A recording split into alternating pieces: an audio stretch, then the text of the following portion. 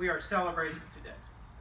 To A. Philip Randolph Institute, to everybody who's here, to honor, thank, and recognize my good dear friend, State Senator Margaret Rose Henry, for decades of service to our community, to our state, and to our country.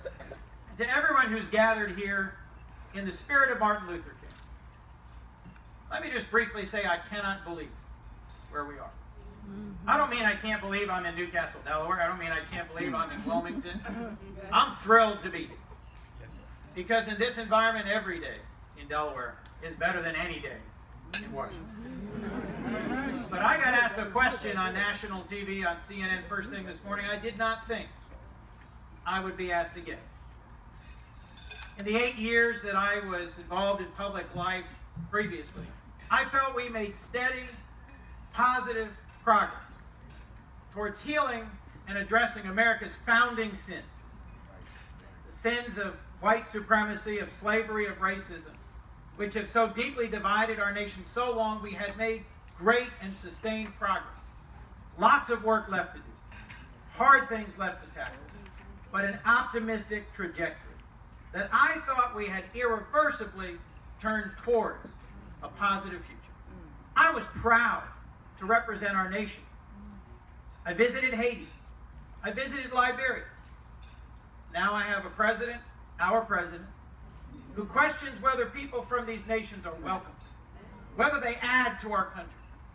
And I choose the comment of my friend, Republican Senator Lindsey Graham, who, in case you missed it, said, America is an ideal, not an ethnicity.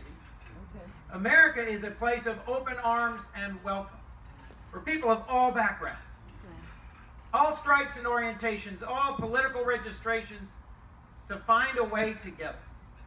And I believe that it is an honor, my office, to work with the offices of the others who represent you in Washington, to find a way together to move forward, not to wink at or tweak towards or inflame the divisions that have so long divided us, but to instead find a way forward. And in this environment, I'll confess to you, my friend, Pastor Bowie, I have never had to rely on my faith so much in my adult life. To choose hope. Reverend Dr. Martin Luther King Jr. chose hope in an environment where there was no reason, no rational reason to hope the things he hoped for. Confronted with violence and racism, domestic terrorism that murdered little girls on their way to Sunday school, that knocked over demonstrators with fire hoses and sick dogs on them, there was no reason for him to believe in the promise of America. And he could easily have turned his back in hatred on a nation that had so disrespected and disserved him and millions of others. Instead, he pulled us forward.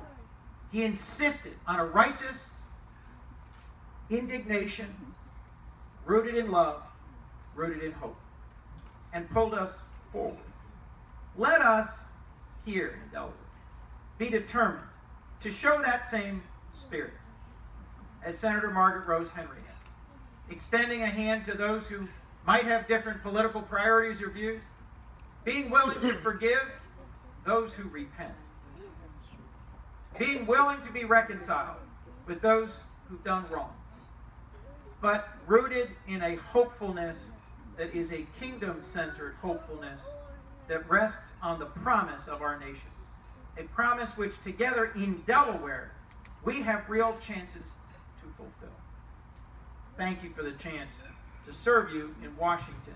Thank you for understanding I have a friend's funeral I am headed towards.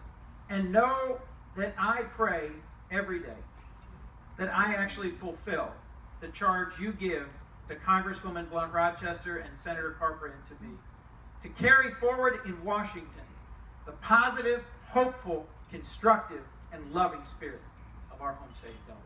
Thank you, Delaware.